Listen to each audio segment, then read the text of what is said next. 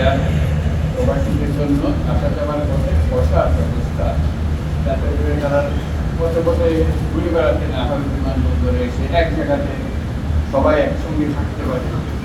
আরও অন্যান্য প্যাসেঞ্জারও থাকে, তাদের মধ্যে মিশে গেলে বোঝা যায় না যে প্রবাসী যে কারণে বিদেশ যাচ্ছে। যেহেতু প্রবাসীরা যারা যায় তারা সারা দেশ থেকে বিভিন্ন জায়গা থেকে আসে, এটা তাদের এখানে তাদের বাসস্থান নেয়, তারা এখানে অসহায় করতে হবে। আমরা কোথায় যাবো, কার কাছে যাবো, এই আমাদের কথা শুনবে, বুঝতে পারছেন। সেই জন্য এক জায়গাটা বলছে সবাই সবার কথা নিজেদের মধ্যে বুঝতে পারবে যে আমরাও তাদের সঙ্গে যোগাযোগ করতে পারবো তাদের সমস্যার সমাধানের জন্য। সেই উদ্দেশ্য নিয়ে নজরুল ইসলাম সাহেব, আসিফ নজরুল সাহেব, উনি প্রথম চেষ্টা করলেন যে কিভাবে এটা করা যায়। ওনার মাথায় এটা আসলো, এই পেছনে লাগলো, এটা সোজা কাজ না, বিমানবন্দরের ভেতরে একটা লঞ্চ তৈরি করা। তো সেইটা সফল হওয়ার কারণে ওটা উদ্বোধনী ছিল। সেখানে আমাকেও আমন্ত্রণ জানানো হয়েছিল, আমি খুব খুশি হয়েছিলাম সবাইকে। তখন উনি বললেন যে এটা তো বিমানবন্দরের ভেতরে, বাইরে যারা নতুন যখন আসে তখন তারা কোথায় যাবে, কি করবে সেটাও বুঝতে পারে।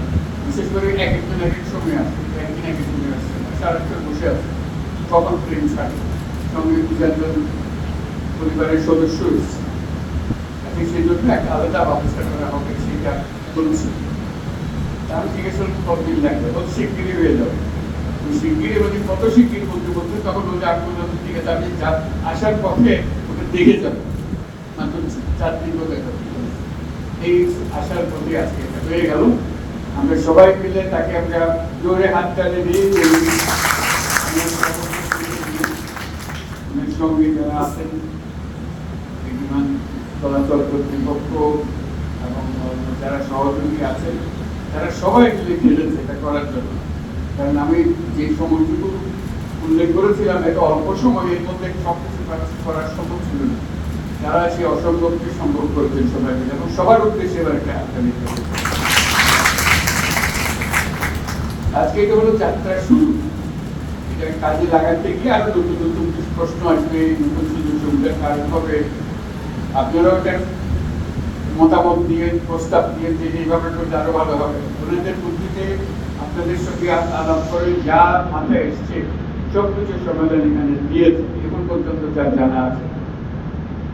কিন্তু অজানাও তো অনেক জিনিস আছে যেটা আমরা বুঝি নেই, করার সময় টের পাই নেই কি করতে হবে।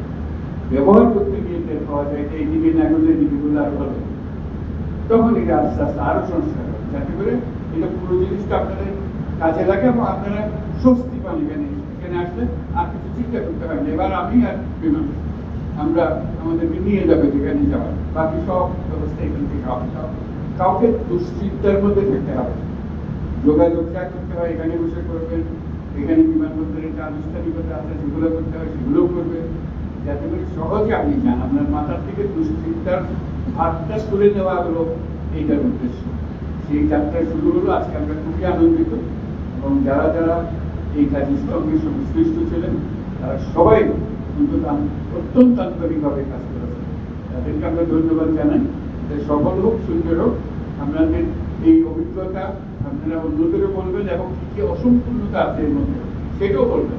না হলে সম্পূর্ণভাবে কি করতে হবে, অসম্পূর্ণতার কথা আপনারা না বলবেন, অসম্পূর্ণতার কথাটা বলবেন, যাতে করে ক্রমে ক্রমে একেবারে আপনার সঙ্গে লাক্সই একটা জিনিস হবে। আপনার যা মনের চাইছিল সব এখানে পাওয়া গেছে, এইটার জন্য হবে। এবং এটাকে যত আরামদায়ক করা যায়, যত স্বস্তিদায়ক করা যায়, সেটাই হবে আমাদের উদ্দেশ্য, সবাই মিলে কাজ করা। এটার প্রতি আমরা সবাই নজর দিয়েছি।